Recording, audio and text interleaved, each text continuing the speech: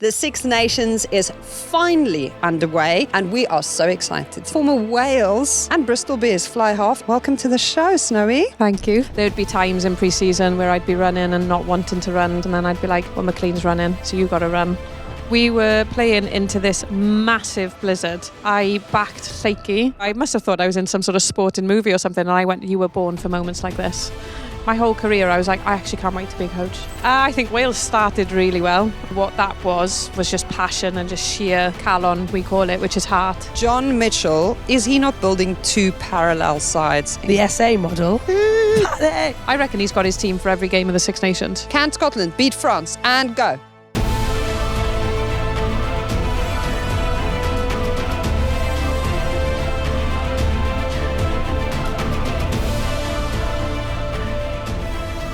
The Six Nations is finally underway and we are so excited to get going. Hello and welcome to The Good, the Scaz and the Rugby, brought to you in partnership with our good friends at Vodafone. Our blue tit was in the coaching box this weekend next to John Mitchell. Look at that. We love that for her. Our croissant queen was crossing the whitewash early on in the opening round. And with the clash in Wales at the Principality Stadium with a big number of fans confirmed to be heading there on the horizon, we figured who better to get into our studio than former Wales and Bristol Bears Fly half and these days coach Elinor Snowsill. Welcome to the show, Snowy. Thank you. Thank you very much for having me. Second time. Oh, sorry. I have to welcome Katy Daley-Mclean as well. The steering wheel. Welcome. It's great to have you. Thank you. So great to be here. Well, I mean, it's nice that you made your way over from TV land to our studio. You were sensational on the TV in York. Are you being sincere now? I get confused. It did sound like sarcasm, didn't it? Yeah. Everything sounds like sarcasm. Did I text you? You did, actually. Did I say that you were sensational? You did. Yeah. You were very lovely. You were very good. Do you want to talk about my socks? I love your socks. Katy Daley-Mclean is wearing her special socks again for us. If you did watch the PWR final episode, you would have gotten a close-up of this. Elinor Snowsill has just seen them IRL for the first time. It's an experience. And what I would like to know is if they will be continuing throughout the summer when the legs are out. Are you going to be that brave? I think it might, I'm really proud of these socks. Yeah. And Elma looks so great on them that why wouldn't I? If you didn't watch the PWR final episode, Katy Daley-Mclean has had novelty socks made with my face, Scazzy's face and Mo's face on it. Multiple times. Yeah, we are Not on these socks many times over. It's disconcerting a little bit, but here we are. Shall we talk about the rugby? So Elinor Snowsill these days, if you didn't know, is the attack coach of the Welsh under-18s side. She was on the Empower Her episode that we did out in Wales when we sent Madame Blutit down there for a little chat about leadership and coaching. Honestly, I can't take it seriously every time you say it. Because what? Just because she's obsessed with blue tits. Just the way you say it. Okay, I keep trying to steer this towards the rugby, Snowy. You need to help us. Distracted. Yeah, slightly distracting. What's your day job these days? How's that going? Yeah, it's brilliant. So I lead PDC East, which is like a player development centre, sort of part funded by the WRU and then based in Cardiff Met. So I coach Cardiff Met as well, the university team. And then I'm in charge of 30 players between the ages of 17 and 24 and just preparing them for international rugby, really. Developing them as on pitch, off pitch, covers everything, sort of every part of, what we probably had to learn ourselves to be able to be an international player, the behaviours needed, the mentality, the little habits, just sort of trying to support them with that, really. And then part of the role is coaching Wales under-18s as well, attack coach there. 76 caps and 14 years. You hang up your kicking tee and you pick up the whistle immediately. What's that transition like? Well, I retired for the role. So as soon as you get a contract, you're then thinking, especially I got my contract when I was like 31 or 32. So you're not going to be in it for years and you're thinking, what's next? Obviously, the money that is in the men's game is not in the women's game. So you don't have a buffer of, you know, a couple of years where I might doss around, have a tribute year or whatever the men do.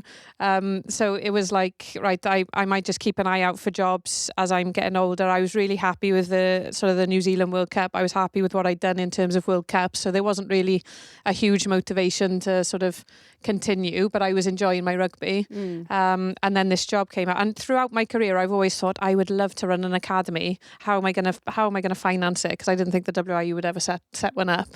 And then I just saw the job and I was like, this is literally the dream job. There was quite a bit of competition. We had to go through a couple of interview stages. And then during the process, they said, if you given this job, you're going to have to retire. You do realise that? And I was like, yeah, I'm ready. So that's what happened. So I've loved the transition, to be honest. I can coach. You still get the adrenaline from coaching, but you wake up the next day and you haven't got a sore body. Like you still feel fresh. So yeah, loving it. How cool is that though? Like from you as a rugby player, like you say, we learned so many of those things just sometimes by accident and by like stumbling upon or being early to a meeting or bringing a notebook and like attention to detail. But to have somebody like you who's lived all that and had everything from amateur all the way through to the taste of professionalism, to be able to just upskill them so much quicker is awesome. Yeah, and the really big focus for us at the minute is female athletes, female health. Like when we were coming through the system and we were just treated like mini men. Oh, this is what we do with the men, so this is what we're going to do with the women. It's so true though. Like GPS data was taken from men's data, so if the men run this, then the women should maybe run a little bit less than this. Like it's crazy, like you say, and there's no bits on female health, periods, fertility, all the things that you think actually as a female athlete plays such a big part on you being able to hit your peak. 100%. Even just like contraception. At the minute, you know, sometimes it makes you put weight on and it can affect your hormones and all this sort of thing. But your rugby goals counterintuitive to that. So it's like, how are you managing that? Are you on contraception for the right reasons? You know, just having those discussions and just having someone to. We've got 3 female coaches in the PDC, so there's 3 of us, Cerys Hale and Lisa Newton with me as well. And I just think it's really important because being a female athlete is so different. The other thing for these young girls is it massively normalises this. So like we're doing a bit of work with Manchester Metropolitan University and a lady called Kirsty Elliott-Sale, who was like a pioneer in this space, like female health. But a lot of this is about like the knowledge she's going to bring is amazing. But just for being a young girl at 16, to know this is totally normal, like you say, to think about like how your contraceptive options will change how you feel and what you can do. And if you've got a really heavy period, you don't just need to get on with it. There's other ways. And I think it's amazing because, like you say, it wasn't touched upon and it wasn't talked about at all. So if I'm a parent or a coach at pathway level and I'm dealing with teenage girls, is there some sort of conventional wisdom, top 3 you have to know? What are the things? Like, can you boil it down to really top line things for us? Just a little soundbite? Yeah, so for me, firstly, understanding that throughout the month, your performance is going to fluctuate, fact. So there's some times where you could go in and you could lift 80 kg, 2 days later or a week later, you might only be able to lift 60 and you feel knackered doing it. And you're like, what is going on with that? You know, but then the week later you're back to normal. So, you know, understanding your body and tracking your cycle and your symptoms is what I would 100% recommend. And I think the other thing on that, I think people just look at it as when you're on your period. Like, oh my God, that's the bit that we need to be. And actually, like Elena said there, it's so much earlier in the month in terms of your hormone fluctuation that happens. And there, it's like a full monthly cycle. It's not just that time that you're on your period. It's not 5 to 7 days. No. It's the entire 28-day cycle. Whatever your cycle is. For most people, it's the week 9 days before you actually bleed is where you get the probably the worst symptoms, and there's a couple of days where you're really clumsy. So you might suddenly have a session where you drop loads of balls and whatever, and you're just like, what is going on? Yeah. That's really interesting. We went off on a total tangent. No, I love this because it's so important for us to have these conversations. And as you say, like you are getting to do the preparation work now with players at pathway level that no one did with you when you were there. But it's also really important that we use this platform that we have to empower a much wider, like each one tell one, you know, like let's spread this information so that it becomes incredibly commonplace and incredibly accessible. And I think the other thing on that, there's a lot of misinformation out there as well. You think the biggest thing we hear about, again, I keep using the word periods, is around ACL injury. But actually, there's so much more to this than just about injury risk in terms of like peak performance and longer term family planning, for example. There's so many more interesting bits for you as a young athlete. 100%. And just a fun fact linked to this. We beat France for the only time in my career in 2016 in the Six Nations. Over half of the squad were on their period. It was like a superpower. Like, genuine. Like, we Are were. you serious? No. Like, there was just we in the change rooms after, we were all like, oh, you know, like chuffed.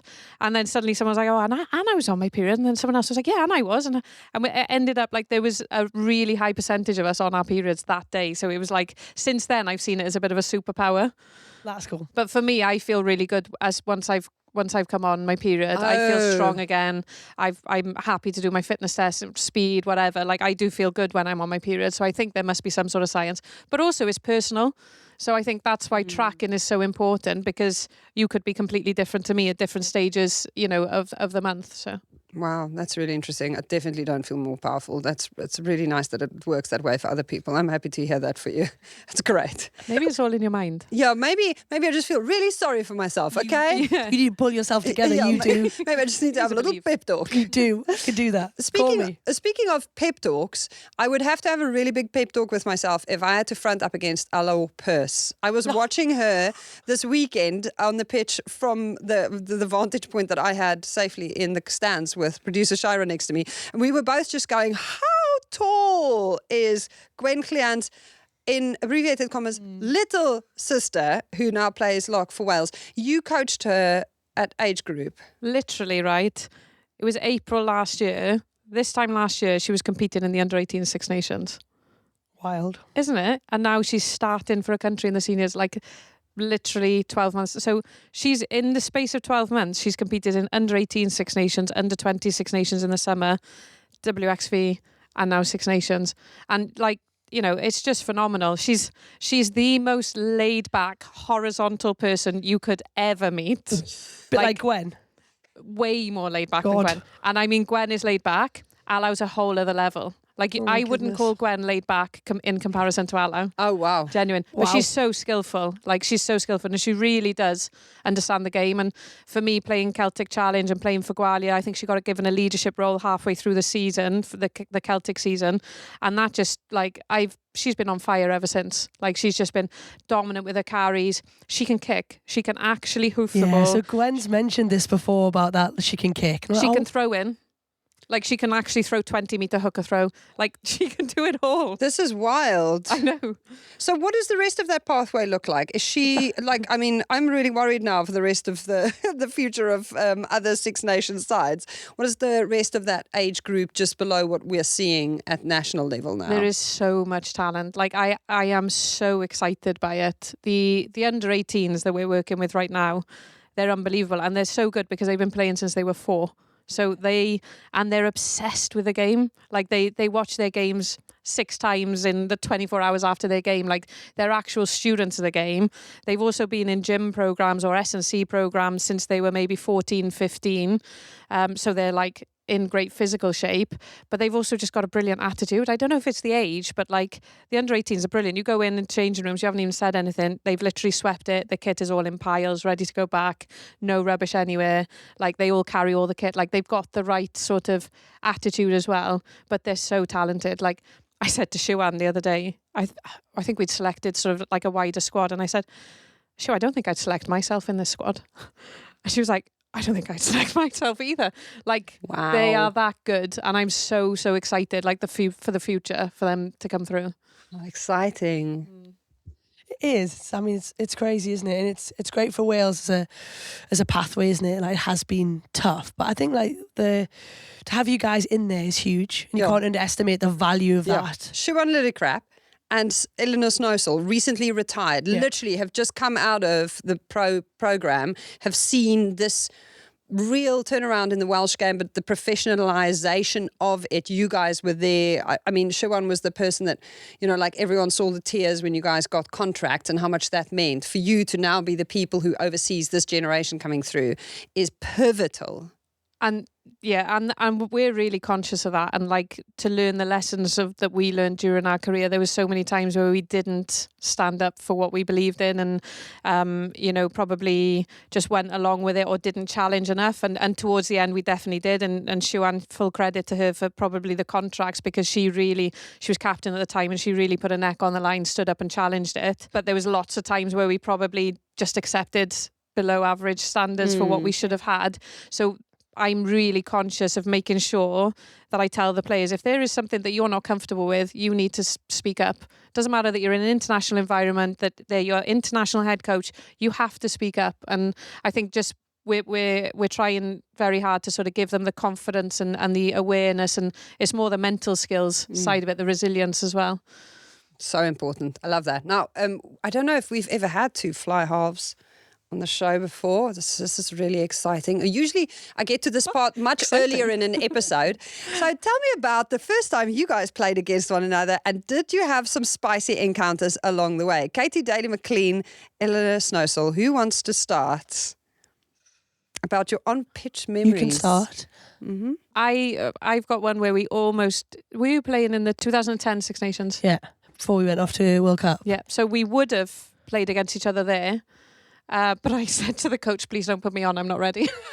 Like literally, honestly, I was like bricking it. Don't give her this. No, just to play again. What's that anything to do with me? No, it wasn't like directly. Like I was just so young. I was like 18, 19 and like just learning the game. And, my first ever Six Nations. And I think I'd only come off the bench against Scotland and played 10 minutes. And then the 10 went down injured 10 minutes in. Who was playing? Juice. Owen, Thomas. Oh, wow. God, we are going back now, aren't we? Yeah.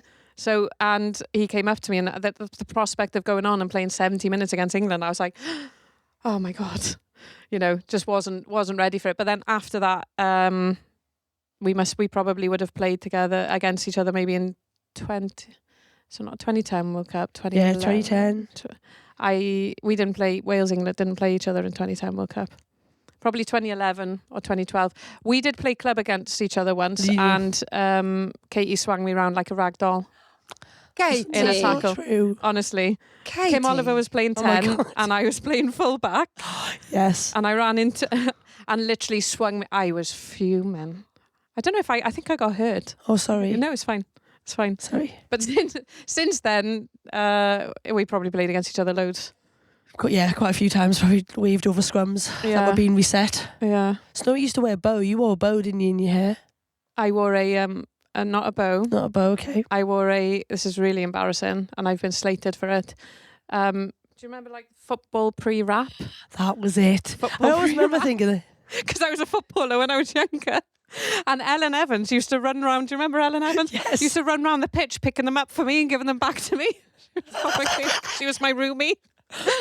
And I'd have a spare one on my wrist, and that would keep my hair out. Yeah. But that was also there was a time for the look. Yeah. But the time has passed. Yes. Yes. 100%. Very much now. Yeah. I love that. What was the prospect like of facing up against England's Rugby World Cup winning fly half, Katy Daley-Mclean? Yeah, I think probably for the majority of my career, you were the standout 10, globally. And it was probably, definitely. Before you, it was Anna Richards in my eyes. Yeah, and I remember watching her play against England in the 2010 World Cup final, and literally... Wearing mouldies. Actually, I think she wore like hockey studs. She didn't wear studs because she was getting older and they used to really hurt her feet. She was like 42, 43 at the time. And just single-handedly kicked them into the right places, just pulled the strings. So she was like my first sort of female fly half hero. And then McLean then was the one setting the standards, and there would be times in pre-season where I'd be running and not wanting to run because I used to hate fitness, and then I'd be like, well, McLean's running, so you got to run. Yeah. And if you want to reach those standards, then you need to push yourself. So you sometimes have that in your head when you're 100%. like, yeah. So that was that. I love that. You were literally like, when she was hitting the wall, you were there taunting her, and she's like, well, Katy's running, so I better be running. And she was in the Sevens programme at the time, so there was no chance I was oh competing my God, with we were her. all running at that time, weren't we? Jesus. Yeah. But both of you played football then at age. You were a footballer, were you? Yeah. I mean, badly. Yeah. Yeah, I don't think I was a great footballer. I loved the idea of it, and it was one of the few sports at home that a lot of girls played. So I played with Jill Scott, Steph Horton, Demi Stokes, were all playing football at that time. Oh, wow. Obviously not knowing what they would then go on to achieve. Name drop. Close personal friends. Shut up, Elma. But I think it massively helped my ball skills. Right, that's it. Oh, God, he's done that as well.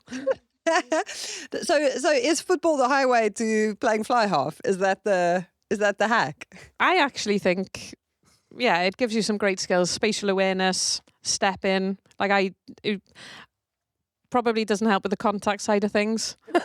Like, I was so terrified of being tackled that it made me good at stepping. Yeah.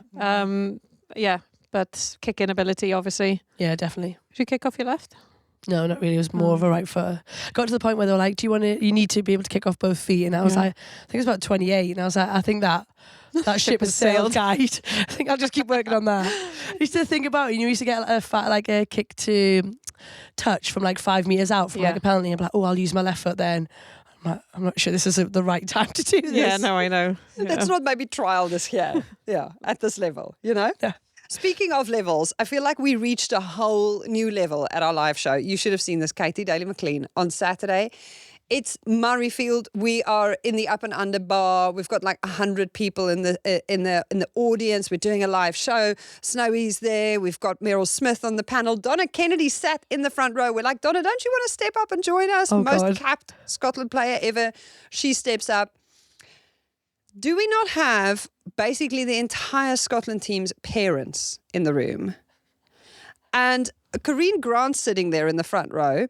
And her mom behind her, Meryl, goes, yeah, Corinne's mom, Irene over there, she actually runs the WhatsApp group. So I hop off my chair and I go over to Irene. I'm like, Irene, tell us about this WhatsApp group.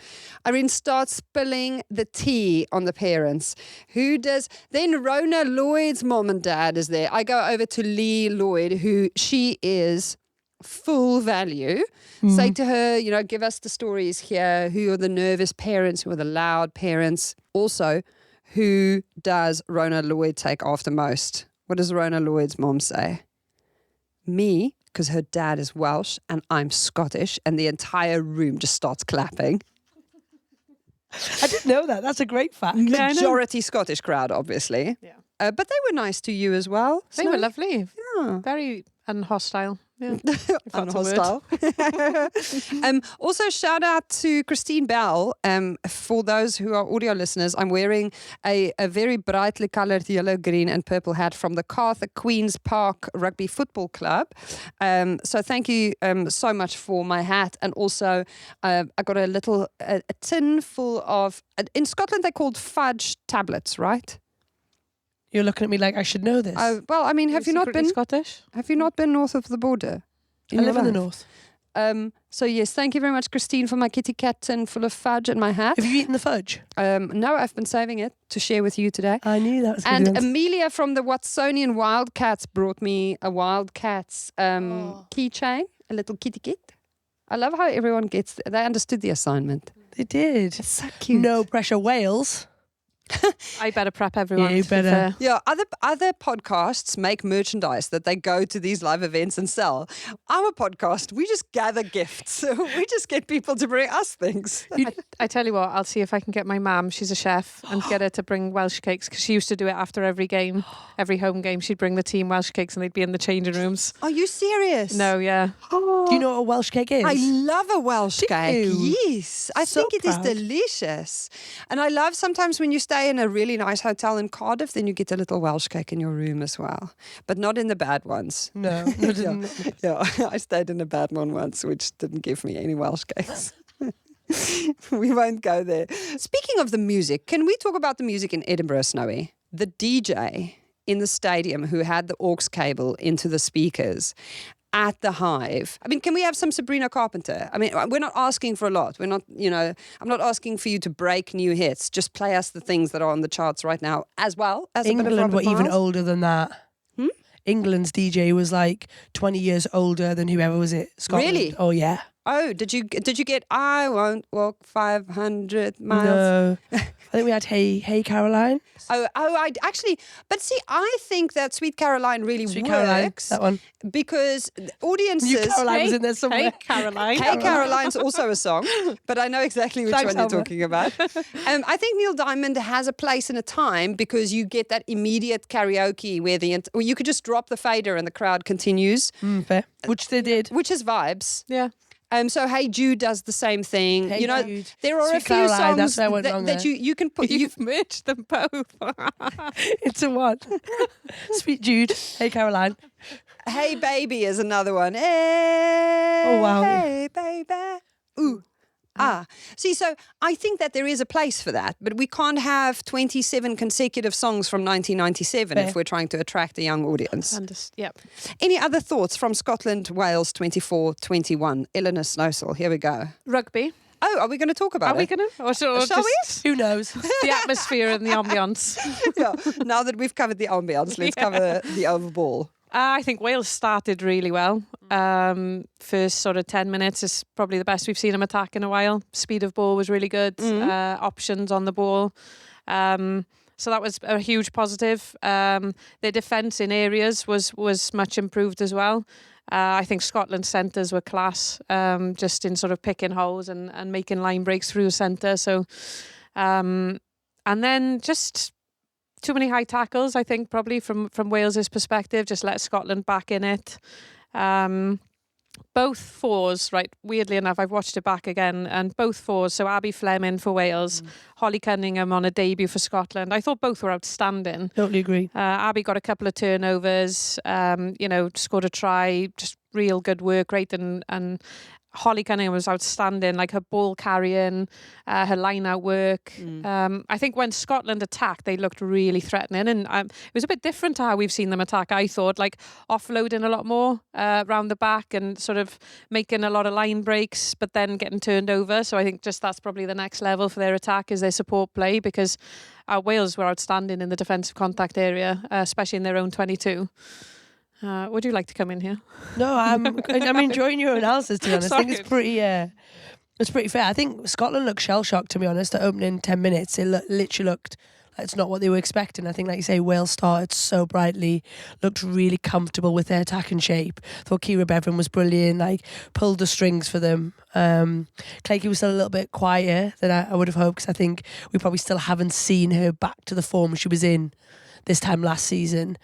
But I think, Kaylee Powell in the centres with Hannah Jones looked really comfortable, didn't it? But I thought Ciara Bevan for me was one of the standout. Yeah, Ciara always plays well against Scotland. I was watching the game with Amber Reid and I said to her, Ciara's going to have a good... She was like, who do you think's going to be the standout player? And I was like, Ciara always plays well. She'll get a snipe. She'll have a couple of snipes. She just loves it. So yeah, and she kicked pretty well as well. I think Cleaky exited well. I think Wales were much better and cleaner in their exits. 100%.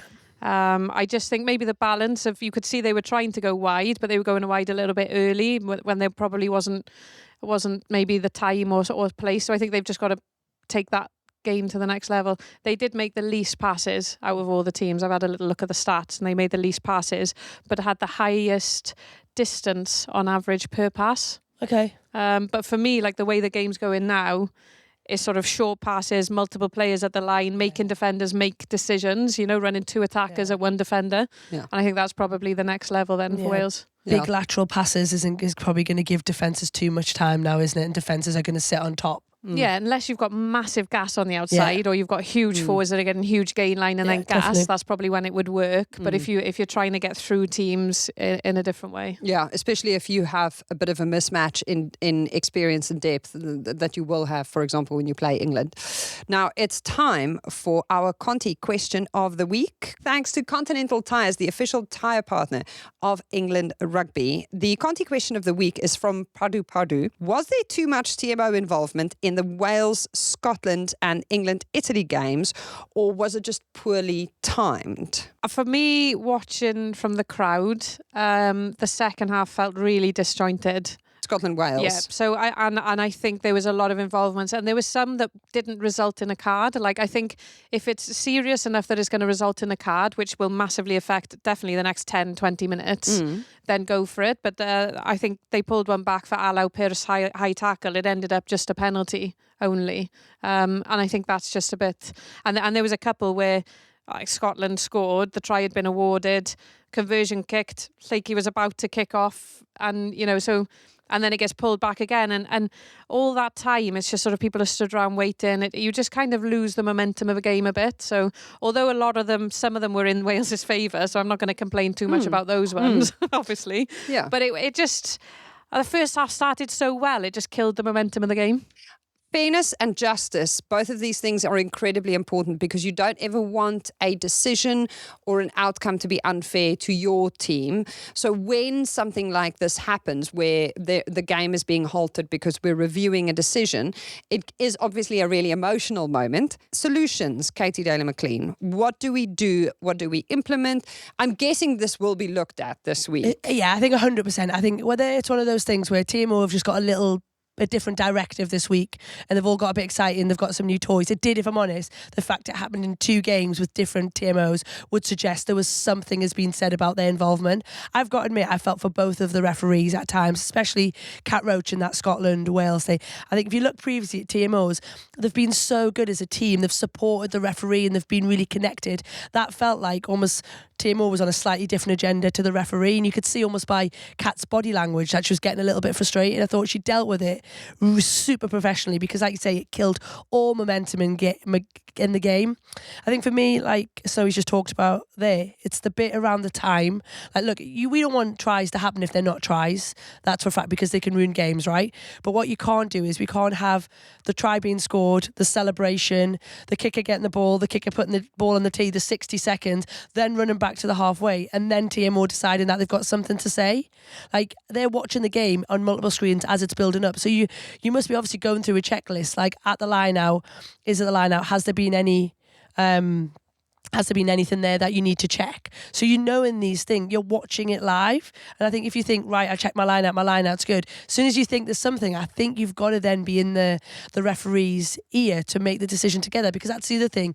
TMO wasn't getting involved and then almost telling. So he's waited that long because they've watched, or she's waited that long because they've watched it and they've made a decision. They've waited that long, then we come back and then we're having a discussion about it to say, what do you think? And I mean, we watched, especially for the Rachel Malcolm one where it was truck and trailer, we watched that quite a few times, didn't we? And we're still trying to make a decision, and that was, like, say, quite a long time post the try being awarded. And ironically, given how active they were, when they were questioned about the hurdle, the jump out of the tackle, they didn't get it. Which, the same with England. Like, Maddie Fainarty's quite a high shot on one of the Italian girls, like, that was missed as well. So it's really interesting, the things that they're coming in and having a big impact on that actually doesn't have a big bearing in the game, and then the things they're missing on the flip side of that. I've seen some comments from people about the time that it takes for them to run over to go look at the big screen. Now, this is the result of taking the game to places that it isn't usually played at. The fact that you are not at the big house in Twickenham, the fact that you are out in York means that sometimes you're not going to have screens all over the stadium because it is a smaller venue, A. And then B, I think the other thing is, what I heard happened in York is that you guys didn't have the PA where the referee communicating the decision wasn't out loud to the people in venue. Now, this happened in Scotland where we heard in venue what the decision was and the motivation. I found that to be so useful, so accessible, so helpful, and Cat Roach should be applauded for the way she communicated, because a lot of the times, even Shira and I were sat there going, what's going on here? And it was so clear when she did that. I think on that though, I think what the flip of moving, especially in a World Cup year, and going to World Cup venues is that's been identified now, because actually it's given time for people to change that. So whether that screen is moved, whether there's 2 screens, I think there's a really good opportunity here to learn and address lessons ahead of World Cup and be much smoother, to be like, right, was it because the PE system wasn't in place and actually put the screen in the wrong place? Whatever those reasons where, oh, actually, look, this didn't work. Next time will be better. So I do think, look, it was frustrating, but hopefully we'll learn from that, and the World Cup experience will be so much better for it. Look, even in men's football, the VAR, sometimes they have to run over to the, Do you not think this weekend felt a little bit like that? I think I've always been a bit smug about rugby's use of the TMO, to be like, guys, like, we've got it sorted. Just look at how like concise it is and how quick it happens. And this weekend, I was a bit like, slide in my chair moment, Another slide in your chair moment came in one of our Conti question of the week submissions from Ginevra Valentini. Why did you, Katy Daley-Mclean, choose Ostuni Minutsi as fullback in your team of the week? Snowy, have you got comments on these decisions that Katy Daley-Mclean took this week? Right, first of all, am I getting sacked of my team of the week 1 week out when Snowy's in? No. This is a growing opportunity. Don't be defensive. I hate growing opportunities. You are trying to get out of it, aren't you? Yeah, 100%. Honestly, right, first of all, Emma Singh should have been in, okay? I think she did very well. But if you look at Minutti's involvement in Italian's performance and the try-saving tackle she made, her involvement, I think she had a bigger impact on Italy's performance than Emma Singh did on England's performance. So there. But do you know what? No, I actually really like that take, because often when you look at teams of the week, it's just filled with English and French players. And genuinely, I looked at it, I saw the team, and I thought, God, who's done that? It's very impartial. Thank you. And Snowy, then I'm going to take that. No, and then saw it was Katy. So I actually like that, and I like you can tell she's a fly half, because thinking about the bigger picture, so the impact on the game, not just the actual performance, and well, maybe England were under a bit less pressure because, whereas Italy are playing one of the best teams in the world, so anyone who manages to perform in that has made a huge step up. The tackle on Mia Venner for just before Scazzy's try is absolutely outstanding. Like, she's at full stretch and she makes a couple of those, and look, all of those people that have commented about Emma Singh, I thought Emma was brilliant. Like, she had a really accomplished performance in that fullback shirt. A goal kicking was brilliant. But I just think in terms of balance and, like I say, impact on the game, that's why I made that decision. Okay, another very crucial question that we will have to get you some answers on is for Lottie_J01, who submitted a Conti question that goes as follows. What fake tan do you use, Scaz? I cannot wait to get the feedback of our Emily Scarratt on this question. Katy Daley-Mclean is about to expire. If she has touched fake tan in her life, You met her? I would be stunned. No. Yeah. Even remember when moisturizer with a little sheen in it? I think she's used that little tint. But just a little glitter. I'm sure there was some in our bathroom when we were sharing one year, but I think that's as... I feel like you've outed her here now. Sorry, Scaz. Glittery moisturiser. This is crazy she got. Oh, she's a wild girl, little glitter in her moisturizer. Okay. This week's Conti question of the week was brought to you by Continental Tires, proud supporters of girls rugby. They love a rugby program, provides under 12s the chance to play rugby at festivals and showcases up and down the country, which we love to see. On the topic of things we love to see, tight games between two nations, Scotland and Wales, give us something to crunch the numbers on. And wow, did we have some fun in the very, very long journey to London Stansted Airport, which is not in London, I will have you know. It is so far from actual London. It is ridiculous. We had to fly from London Stansted. To Heathrow? No, because Heathrow, she was closed, remember? So in the very, very long journey halfway to Scotland, before we got to London Stansted Airport, we tallied up the total number of points scored between Scotland and Wales over their last 10 fixtures in all competitions. You would have seen this if you follow us on Instagram, but it did get a massive gasp from the room when I dropped this little pearl of insight. Wales at that stage had 194 points scored, and Scotland 193 over the last 10 fixtures. Thank you to Snowy for telling us to run the numbers on the last 10 fixtures and just check this, because her feeling was that it would be very close. Yeah. When I asked you at the live show how close, what was your guess? You said I didn't fully understand the assignment. Yeah. Did I? I actually embarrassed myself on stage. Oh, did you? I told both Scots they got it wrong, the assignment, but they got it right and I got it wrong. I said Wales by 15. Yes. But I just feel that warm-up game, do you think warm-up games should be included in this? Thank you. It was a fixture. Yeah, but it's a warm-up game. It's a completely different approach. It's like go and see what happens. So Scotland won 43, take 15 or something. 40-14. There we are. Yes. And I would have taken that out. And then I think Wales would have won by close 15. But Wales did win by 1 point. Yeah. Okay. Yes. But I'm just justifying my answer. But I'm with you. But the I red often- team won, so you can chill now. Yeah. Okay. Well, but not anymore now. Not anymore now. -2. So it was 193 to 194 on Saturday morning when we did our live show. Then the match happened. And, that has now tipped in Scotland's advantage. And, when Shira and I texted Rachel Malcolm before our flight and said, we've just worked this out and there was only a 1 point margin between your two teams over the last 10 fixtures, she was like, well, that's changing today. Ooh. Confident. So it has changed. You thought she might have cried, now it's 3 points. 50-50. It's literally gone from 1 point in Wales' direction to 2 points in the Scottish direction. That is how close it is now because there was a 3 point margin on Saturday. And do you know which game is the most important game of the year? I know. Pick me. 150 days until The rematch. Scotland face Wales in the opening match for these two sides at Rugby World Cup 2025 in Salford, which, Dun, dun, dun. if you don't know, is in Manchester. Get your tickets now. I tried. Couldn't get any. Really? Really sad about it. I'm Even hopeful. Katy Daley-Mclean? Yeah, I might have to pull some strings with some of my friends. Snowy? Snowy. Do you I don't know. Do we have... God, I might not be able to get tickets. Genuinely. I put them in the ballot, didn't get any. And Gwenny's got 10 siblings, my housemate, so she would have been my link. But Yeah, no, is she you're out gonna- there, I'm mate. out Not there. all of them can come. She'll have to pick her favourites. Oh my gosh. Alo and Gwen Clean will have to But they'll pick... get 20. Oh, no, will they get more? No, surely they don't get tickets for... If you have 8 siblings... Normally you get 2 each, right? Don't you? Yeah, So they'll have 4 between them. it's awkward. And there's 10 children in the Pyrs family. Yes, that's 4 that's not going. Wow, that's brutal.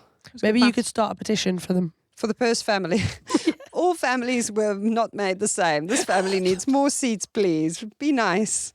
They've made a double contribution to the nation's rugby hopes. I feel like they should get, some bonus points there. Any other Pyrs girls who are coming through the machine that you know of? No. No, There's that's it. 5 boys, 5 girls. Mhm. I don't think any of the other girls play.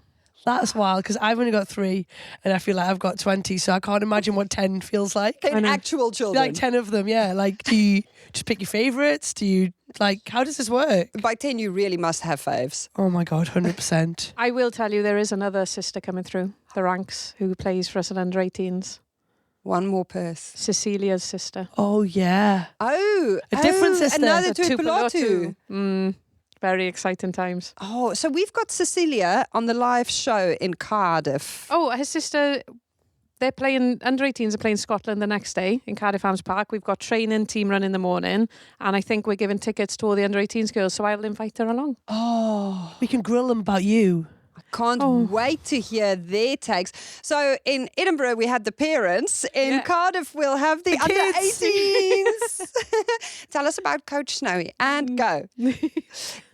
If you don't have your tickets yet, make sure that you get them now. We are coming to the Principality Stadium, both that show and the one that we just did in Edinburgh in partnership with our friends from Vodafone. We're very excited about this opportunity. You did tell us a great story about another really tight Scotland-Wales encounter back in 2019, Snowy, kicking it to win it. And the kind of pressure that puts you under. And I feel like this is the perfect illustration of why you became a coach, right? Yeah, I think so. We were playing into this massive blizzard. And I mean, when we used to play Scotland back when the same time as the men's played, it was like January, February. So it was always snowing or horrendous weather. So we had this blizzard in the first half. Then we were into it second half. we were up by a couple of points, and then Scotland scored on like maybe the 76th minute or something to put them ahead. So we needed a converted try to win. We were under the posts, and you can just tell people's body language and at that point of the game. So I sort of just pulled everyone in, and Fakes had come on at 12, I think, because she was a youngster then and sort of still learning the ropes. And I sort of said to the girls, look, it takes literally 10 seconds to score a try. This is what we're going to do. We're going to kick off. We're going to win the ball back. We're going to score. We're going to kick it and win it. And that's what we did. We won the ball back, went through the phases, scored, and it was those like difficult kicks, ones that you should get, but like nothing worse. Yeah, like just inside the 15. Oh yeah. Like one of those that everyone's like, oh, it's an all right kick, but so I just, at the time, I was having a bit of a mental block with my kicking, and I was kicking off my left foot because my right foot decided it didn't want to kick anymore. Like I just like as you do.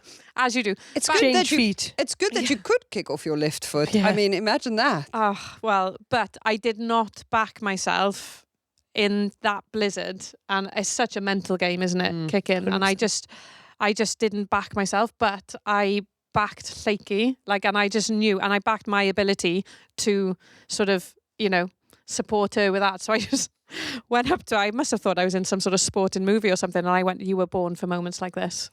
You're gonna kick this. You're gonna smash it." And she did. She absolutely nailed the kick, and we won the game. Last kick of the game. So in that moment, I love a sporting doc. Have you ever said that to anyone? It's generally been taken off me. I was just reflecting as Snow was talking about, and as I generally get the tap on the shoulder, like it's time to give it to somebody else now. Hand over the baton. Let go of the tea. The time, go, Katie. The time has come. Give it to Scaz. Give it to Scaz. That's interesting that you had that awareness, though, and that self-awareness. Yeah, I was always very self-aware, I think, as a player. You know how it is. You're quite tough on yourself, especially with well, I don't know now. Maybe do you know how it is, Katy Daley-Mclean? You gave it a look. I don't know, but anyway, that's what I was like. No, it is. It's tough. And I think sometimes it's harder when you're the first choice and you've got other really competent kickers behind you, because you're almost you miss one and you're like, oh God, do I need to give it to them? What's the point? I think actually good relationships with people are huge on that. Yeah, and I think with the coaching thing, I just knew my whole career, I was like, I actually can't wait to be a coach. I can't wait. And I was like, it was almost like I loved my playing career, absolutely loved it. But it was get through your playing career so that then you can really enjoy yourself and be a coach. And that's cool. I was constantly I had a bit of a coach's hat in my head, sort of park things for that and just remember all this for when you're a coach. So is that why you decided to study psychology? Yeah, maybe. Yeah. I tennis coached from the age of 14, so I've always sort of coached. But yeah, no, I was just fascinated with figuring people out. So I studied psychology. Do you think it's helped? Massively. Oh, 100%. Yeah. Just you read between the lines a bit, don't you? And you read the body language rather than what they're telling you. And? Everyone thinks you can mind read when you do psychology. But what's the insight that you think you have from a psychological background that you now recognise many coaches don't have? I think the biggest thing for a coach is self-awareness and empathy. So if you can literally put yourself in someone else's shoes, then you know how to get the best out of them. If you can't do that, how are you going to maximise their potential? Especially in pressured situations, when you have to give them really difficult feedback. I think you just have to have that empathy and understanding. Yeah. Did you see that clip from Sean Lynn after the Wales-Scotland game? Yeah. He said to the girls, go say thank you to your family members, your loved ones, everyone who's here. Believe. You've got to believe. I mean, we talked about him being the Ted Lasso of the Welsh setup. I love that comparison. And then he went straight there. Believe. You've got to believe. I mean, is that the thing that he gets right? You've been coached by him. Yeah, I was coached by him for 2 weeks on a Barbaz tour. So as you can imagine, a bit different. It is a bit different. But even in that 2 weeks, I just think he's an honest guy, and I really respect honesty in coaches and in just people, because everyone knows where you stand. As soon as everyone knows where they stand, they feel safe in the environment, and that's then when you get the best out of people. But he also genuinely cares, and obviously I've heard so much about him from all the Gloucester players, and like it's always what's best for the person before what's best for the player, the team, or the club. It's what's best for that person in that moment. And that's then why he gets the buy-in that he does. And I think sometimes if you're equally matched with another team, it's that extra buy-in. Are you going to go the extra mile or the extra 10%? And you play for your coach often. For a good coach, you will play out to your skin for them. I think that's the effect he has. I think you also saw in Hannah Jones's interview, I think she looked like a different person, the way she spoke, how much more engaged she was. I think previously we've just looked like the life had been sapped out of her when she people interviewed her this time last year. She just looks like she'd found a new lease of life. And I know she was kind of humming and hawing about would she continue, would she not? And actually having the opportunity to work with Linny. Sometimes rugby isn't rocket science, is it? It's about having good relationships with people. Like you said, it's not necessarily about his coaching ability. It's making this group feel like they can win and showing them that he does believe in them. And he's done that in 6 days with them. Like he literally started on Monday. All the girls only came together on Monday. They only had 2 proper, there's only so much you can do when they played a final on the Sunday and then they're playing again the next Saturday. So imagine where he can go and where this group can go. And I mean, you guys, the Welsh girls are a shining example of how crucial moments in turning point games. You guys have played out to some incredibly close results over the years. Obviously the one at the Rugby World Cup in New Zealand where Kira Bevan kicked that last kick, like literally. Yeah, I think that one is a really interesting one, and I think Scotland's probably almost lost that game. They really, is that your perspective? Almost, yeah. I don't know. I think they had quite a few kicks to goal, which they didn't take, and and that would have probably put them ahead by quite a bit out of reach. The game to bed. Yeah. But that just. I think for me, what that was from a Welsh perspective was just passion and just sheer calon, we call it, which is heart. And it's just that sheer passion for the jersey. And I think that's what you will always get from a Welsh player is they are so patriotic and passionate. And sometimes that just gives you, I think we went like 20 odd phases, just multiple phases. It wasn't pretty rugby, but just to keep the ball for that long, to force the penalty. Yeah. And then Kira's just, I knew she was going to slot it as soon as the kick comes. You've got some players who just, you're like, yeah, she's going to love this, and she's going to love that it's on a highlight reel now and that it gets replayed. Like, she is just one of those players that will stand up in those moments. Someone did say on Saturday that they hate the fact that keeps getting trotted out. Yes, who said that? Was it Meryl? Was it Meryl? I think it was Meryl. Meryl Smith was irritated. She's like, and World Rugby keeps playing that clip over and over and over and over. But it is like, that's the thing that is, if you look at the research and the data on what fans who are new to rugby really are interested in, and if you look at the data on what it is that captivates the imagination of children, especially really young ones, you might be able to attest to this, Katie, is the kicking. It is the fact that there is this entire subplot happening where someone is putting the ball down on a tee and they are stepping back, and you will know within a few seconds whether or not they succeeded. But it's also one of those things that it doesn't matter how good a kicker they are, the outcome is always a question mark. It's like hitting a tee shot in golf. It can go any of a million different ways. And it's completely psychological. Once you've got to the point where you're able to kick. Yeah, once you're competent. It's all in the head. There is a video on England Rugby's YouTube channel that is by far and away, I think, the most, if not one of the most watched clips ever on England Rugby's YouTube channel, and it is of an Emily Scarratt kick. That is the thing that captivates people's imaginations. More than sort of all the try-lights and more than amazing tries they've scored. 03 World Cup, more than any other clip. Which one? Was it a good one? I can't remember. Was it from a touchline? I really hope so. Yeah, I think it was. It was an incredibly challenging kick. I think there's a GIF of it as well. Oh, nice. I've used it on WhatsApp in the group. Send me it. And she was like, where did you find that? And I was like, and you literally just type in Emily Scarratt and then you get that. Or rugby kick or something. Yeah.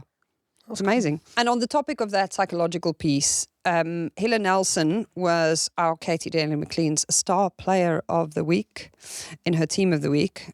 We asked Helen Nelson about losing to Ireland in last year's Guinness Women's Six Nations and then losing to Australia in the final of WXV2 in South Africa in the autumn.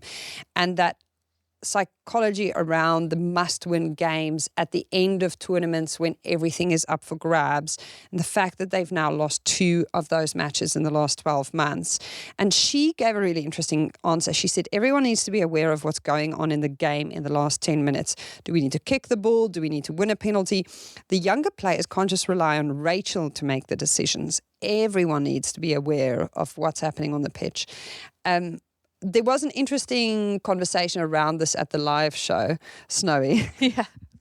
So Donna Kennedy agreed, didn't she, and wanted everyone to be knowing, and and for me, I was like, I slightly disagree. I think like someone like Jazz, I don't want her worrying about any sort of outcomes. I just want her getting the ball and running. Or you've got players that they have super strengths, and that's why they're on the pitch, not to decision make or understand massively about game management, but a strong leadership group needs to be on the pitch and needs to be constantly communicating. And I think that's the thing, is as long as your 10 or whoever is sort of your main game manager, they're communicating with everyone. And probably I think that's the next level where Wales need to get to. That for me is where Scotland have maybe struggled in the past, but where they've now, I think, shown huge development in this year. How do you strike the ideal balance there, Katy Daley-Mclean? Because the inverse side effect of having someone as strong a leader as Rachel Malcolm is that everyone else in the team can just go, well, it's fine, Rachel's here. Yeah.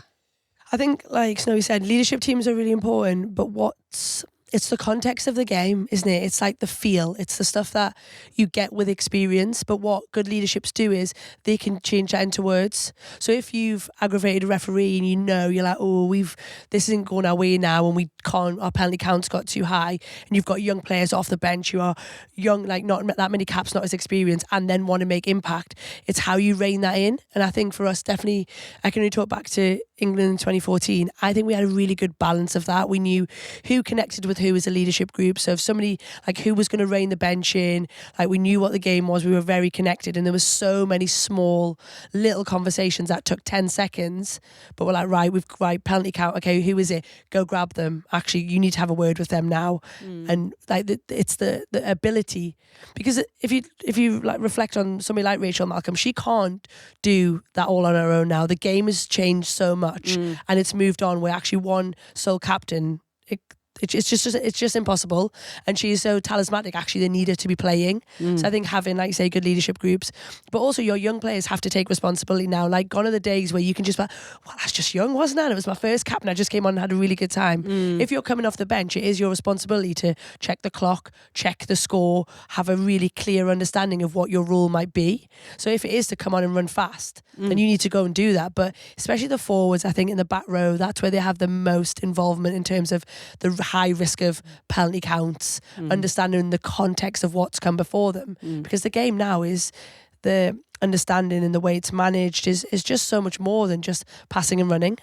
And that's why having a league that like the Celtic Challenge is really important to grow that opportunity for players and a wider group of players to develop that capacity. And it's going to be interesting to see how this pans out for different nations, because when you look at the wider training groups of the Celtic Challenge sides, Ireland had only 7 players that don't play in the Celtic Challenge or in the wider Irish group, and Scotland only had 7 in the Celtic Challenge and the rest play PWR. So the question is, do you want your players playing in the PWR even if they're not starting, even if they are not leading, even if they're not a senior player in their setup? Or do you want to have as many of them as possible in the Celtic Challenge so that they have more leadership opportunities, so that there are Elinor Pyrs who comes into the elite level of the game within a year from playing under 18s and has already taken on a bit of leadership opportunity that has really shaped her focus and sharpened her for this opportunity at senior level in a really quick turnaround time? Great question. I think it's one of your your best. I mean, I spoke for 9.5 years there, so it was a good one. I think this is really interesting. It'd be interesting to hear your points on it. For me, I think at the moment, Celtic Challenge isn't as competitive as PWR. Does it mean it won't be? No, but it's still probably in its infancy at the development. So is there an argument that you have your top end playing PWR where because you want them, the ones that are going to regular feature, and you use Celtic Challenge for, like you say, that younger generation that just need playing time, they need playing opportunity and they need minutes under their belt, and then would you eventually want them to progress into PWR where then they're playing around better standard of players, leadership roles where you're getting to see how Zoe Allcroft manages herself day in, day out, how Rachel Malcolm manages herself, but actually at the best level. Because I don't think putting the younger players in at the moment and sitting on a bench for 12 months is doing their development any good. I think if you look at PWR, we're definitely getting that wrong for that under 23 group. They're not getting enough minutes, and your best development tool is playing. We can trail all we want, but if we don't play, how do you ever get better? Yeah, I'm very much on the same wavelength. I think for me, the top players definitely there's no other league in the world like the PWR. And if you want your top layer of players getting better, they have to be playing regularly with the best players in the world. So that's, without a doubt where they should be playing.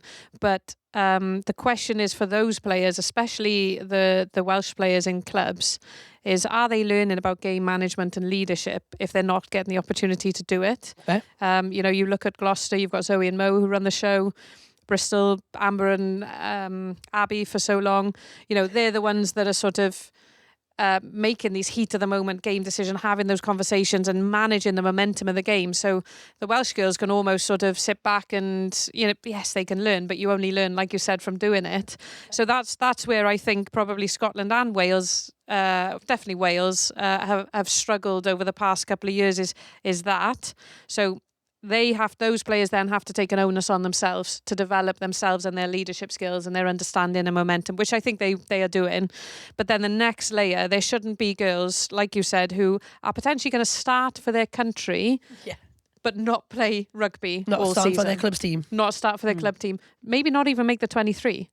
Because in some clubs there is massive depth in position. Now we've got all the best players in the world playing here and the EQP, which means if you're English, you're favoured. So, over someone who's a 50-50, they're always going to go, so then they need to be playing in Celtic Challenge. And I think the Celtic Challenge is brilliant for that. And I think the challenge for the league as a whole is how the unions approach it. So Ireland now, if you look at the score lines, 70-80-0 score lines is not benefiting anyone. And some of the Irish teams had a lot of those score lines. So Scotland and Wales are seeing it similarly, playing their under-23s, under-20s. And I think in the next 5 years, we're going to see that really blood through very well into the senior team. I think the bit you say about the unions is super interesting for me because I think there is a massive opportunity, or maybe there was an opportunity for Celtic Challenge and PWR to work together. I feel like at the moment everything is just butting heads. Like rather than us working together to just naturally grow and improve the game in the UK as a whole, which is ultimately what we want, right? We don't just keep wanting Red Roses to grow so far apart because it's not good for boring, isn't it? Yeah. You're all stakeholders of the same project. But it just doesn't, for me, it doesn't feel like that. It feels like we're always like in competition. These are our players and we want them and you can't touch them. So what's the answer? What would you do? Surely the leadership should come from the leaders. Like surely the clubs with the most power, who have the biggest pool, who have access to the wider number of players, need to be the ones then who take the pragmatic decision here and say, listen, this girl isn't starting or she's not even on the bench. Yeah, but we can look at squads and we could argue that some squads, especially in PWR, stockpile talent because they want depth just in case. And that's not necessarily, like we came back to at the beginning about your coaching journey, not best for the individual. When they're thinking about the team first. And I think this is, again, it's a really interesting problem because realistically the money isn't there at the moment, is it? So it's not a money problem. No. But it's a collaboration problem of going, actually, what is best and how do we all work together to get that? I get that they're competing, but surely as stakeholders in the game, from a clubs and nations and like a holistic perspective, there needs to be some sort of forum where you can have these conversations. I don't think the game's got that. And for whatever reason, I think like the other option would be, would you put a Welsh and a Scottish team in PWR? And then you leave Celtic Challenge, so then you take the Welsh and the Scottish out of the PWR clubs and they go back. Because the other thing, if you look at somewhere like German football, where the German Football League plays a similar style to what their national team plays, and then they've had that, because that's the other thing, isn't it? At the moment, these girls, because of limited time, aren't getting an opportunity to play in the way they spend more time with their clubs than they do with their international side. Actually, how can we give them more time? But then if you're playing in the way that Wales want to play, and that's happening in regions or in this whatever league it is, it just raises standard, doesn't it? But you know, there are French clubs who have set up formalized partnerships with South African schools to invest in the development of talent at school level in order for them to have visibility of where the talent is coming from and be able to offer those kids contracts at a junior level. Wild, isn't it? Wow.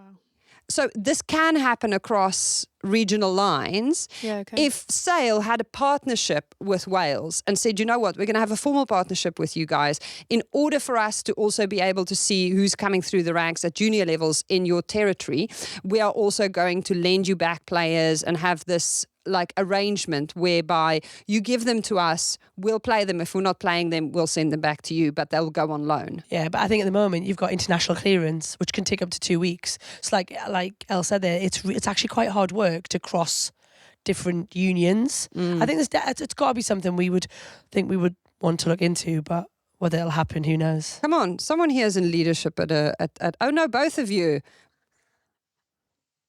Oh, yes, both of you. Add it to my Remember? list. Yeah. Let's raise the bar. This leads us nicely onto Ireland-France. 15-27 the scoreline this past weekend. It was 38-17 against Ireland in 24. It was 353 the last time they played in Ireland, and the year before it was 45 away in favour of France. 40 points to 5. The incremental growth that we have seen in the Irish setup, and you have to credit the Celtic Challenge because they largely have Celtic Challenge players. We can now see them cashing in on that. So, at one point, it was a 2-point game. And producer Shara was singing the Irish anthem. She was cheering them on loudly. It did feel like psychologically that would have been the tipping point that would have set these girls in green up for an absolutely sensational championship. How much of that will give them confidence going into the next round now? How does that change everything? Do you know what? I think they would have expected to win that game. And I think they'll be gutted that they didn't. Really? Where they've come from, they beat New Zealand. Yeah. In the autumn. In the autumns. They came second in WXV1. If that was a World Cup a year later, they would have been in a World Cup final, technically, if you look at that. So, they didn't just have a one-off Six Nations. They followed it up with a really good WXV1 against the best teams in the world. So I expected them to win. I think they expected themselves to win. I think Scott expected them to win. And he said, we're not interested in being noble losers. He said that after the game. And I think that is now the difference. Whereas I think sometimes the countries, less competitive countries with the top teams are just want to try and close the gap or are happy with being competitive and only having 20 points difference. They're not happy. And I think that's setting them apart right now from the rest of the countries is that ambition. Ireland also made 31 handling errors and to only lose by 12 points. Like imagine if even half that, what opportunities that would have created. And they weren't playing in the conditions that Scotland and Wales were. No. Because just looked a bit frantic at times, didn't it? But that's now the expectation that's on them. So now they were underdogs last year, and it's quite easy to sort 100%. of perform when you're the underdog. They were underdogs in WXV1. Now they're not anymore. Now that expectation is on them. So that's a whole different mental challenge for their leadership, for their coaches, for them as going into games as favourites, which they will do against Scotland, Italy, and Wales. How do they manage that? That's going to be, then that's the next growth in their season. How quickly can they adapt to that? Now, on to England and Italy in York. 38-5, the scoreline there. We'll definitely have a bigger conversation about England next week. We've got 3 questions, important ones, that we need answered by you two on this. Mo was next to John Mitchell, coach, man in charge, in the coach's box, chatting to him. We had many shots of this. How will Mitch be using her Katy Daley-Mclean? What's her role on a day like that? Well, I think it's great, isn't it? Like, it all shows how much regard he's got for her. Like, I think I only went in the coaching box once, and it was after I got a red card. Oh my God. Genuinely misled me. I think it was like a bit of a, oh, bless her. Like, she's been banned for 3 games. It's like, I got to go in there once. Make her feel important and basically special. Come and sit next to us. So I think it's amazing to see like Mo in there. I think it'll be her insight in the game. I'm sure they're discussing like what her views are, maybe potentially what she would have done differently in that, what she's seeing, what they could change at half time. I think it's a really nice place to be when you've got like the ear of your head coach and he puts that much weight on your opinion to put you next to him in the box. It's a trust thing as well, isn't it? Like, he must massively trust her and her opinion.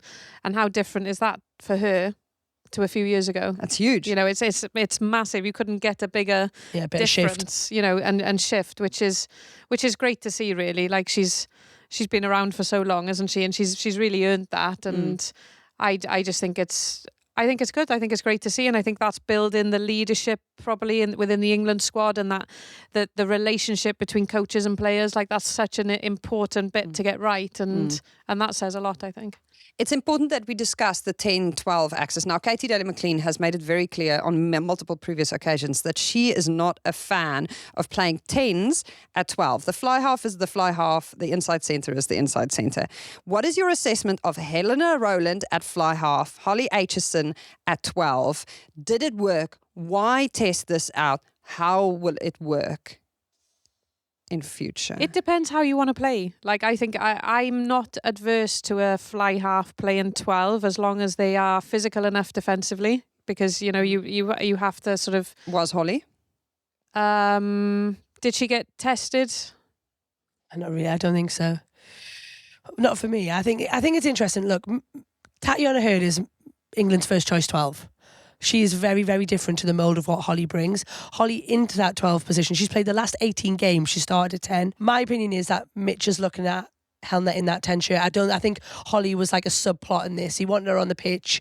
I think putting Jade in there on her first cap would have been quite a big like move in terms of having a bit of a midfield. And then you've got... Obviously, Scazzy brings that experience. I think for me, it was that looking at Helena. I think the interesting thing about whether Helena went well at 10 was the game plan. So obviously, we spoke to Mitch on pitch side, and they were talking about this kicking game and the differences in style. So I don't think we can just judge Helena on performance, because we also don't know what he wants her to deliver. Was he not looking at a centre partnership? Because he's played Scazzy at 12 recently. Yeah, but Scazzy's now a 13. We've eventually seen the light. Yeah, but is Holly the inside centre to Scazzy's outside? Holly has, I know she's been lining up at 10 shirt-wise for Bristol, but if you watch their games, Amber Reid has been, when she's been there, she's been running at 10 and Holly at 12.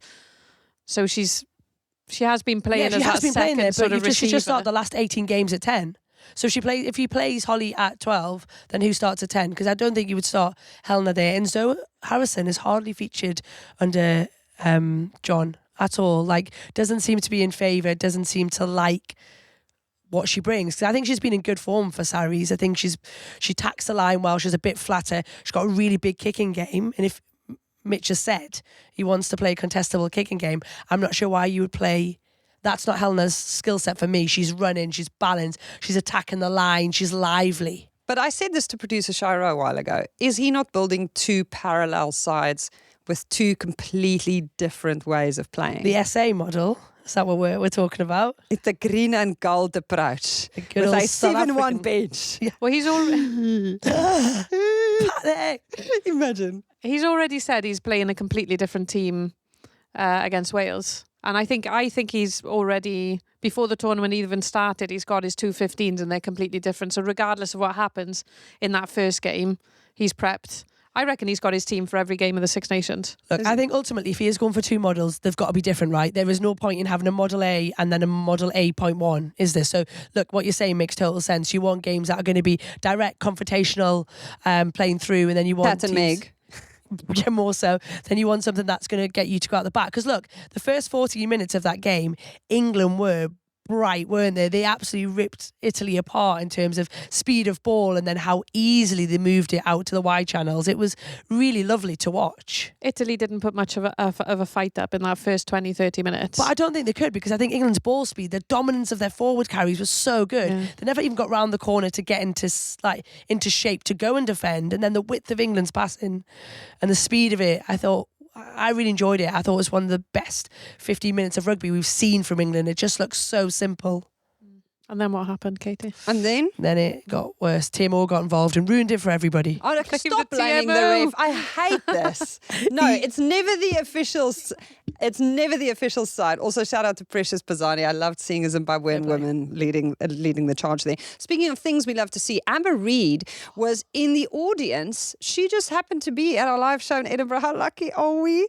And we got to have her blush deep Vodafone Red when we gave her a little shout out. 16 seasons in a Bears shirt, 67 caps for the Red Roses. Rugby World Cup winner with Katy Daley-Mclean in 2014. Played between KDM and Scaz for many of her international caps. Outside Snowy at the Bears. Amber Reid as a player, she was sensational on the panel. She was all Scotland, by the way, Katy Daley-Mclean. Was she? She had a Scotland changed. top. Did she? Yeah. She did. Wearing a Scotland top. She Oh, I was was watched the message game. her. And she sang the anthem very proudly. And she said her granny was relieved that she now didn't have to support England anymore. That's brilliant. Scottish gran. She's got a very, very passionate Scottish side of the family, to be fair to her. Oh, Yeah. love that.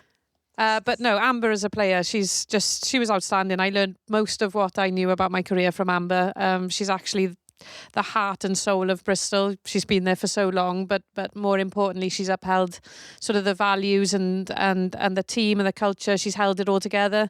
Bristol, before Dave Ward came in and we moved to the High Performance Centre, we were in a real bad spot. I think we finished 8th in that season, and Amber has just been that constant through it all, that it's just the sane one, the one that keeps everything sort of afloat. But she, she's a great person as well and a really good leader. So, well, Scotland. Oh, Pick me. oh, okay. Honestly, that girl did not get enough credit when she was in an England shirt. I think she was in an era where you had people like Nolly Waterman, you had Emily Scarratt in her prime, and I think the ability of like good players is almost to go under-noticed because of all the small bits you do, and that was Amber Reid. Like, you remember the try in France that wins us a Six Nations, Scazzy goes in from 50 under the posts, and it's Amber Reid at the line. I keep saying it was my call, but actually it was Rido at the line. Really lovely little delay on the pass, lovely weight on it. She goes post contact, and like Snowy said, just one of the best humans you will ever get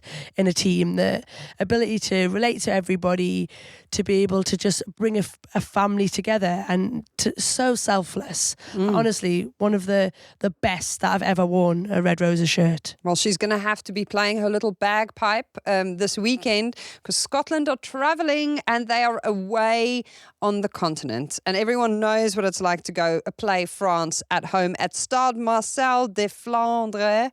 I hope I said that right. Probably not. France, Scotland, 1 o'clock on the BBC iPlayer if you can't make it to France or play your little bagpipe with Amber Reid. Wales face England at 4:45 at the Principality Stadium on Saturday. And on Sunday, Italy host Ireland at Stadio Sergio Lanfranchi in Parma, like the ham, at 3 o'clock. Don't tell Mo about the ham. The big question is, can Scotland beat France and go? Yes or no? No. Not with France at home.